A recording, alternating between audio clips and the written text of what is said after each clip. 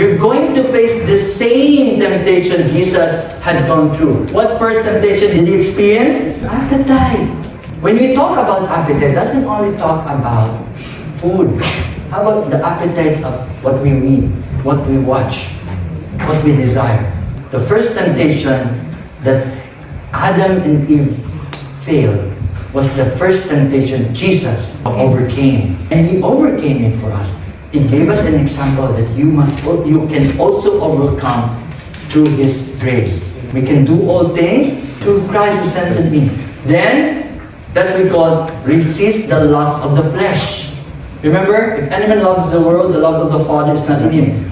Love not the world, or the things in the world. Right? The lust of the flesh, the lust of the eyes, and the pride of life. So these three basic temptations, or the desire of our heart, has been overcame by Jesus. And the same temptation we're going to face daily. So the first furniture in the holy place is table of shewbread. We're going to resist the lust of the flesh. Why we need to overcome our appetite? Are you ready for heaven?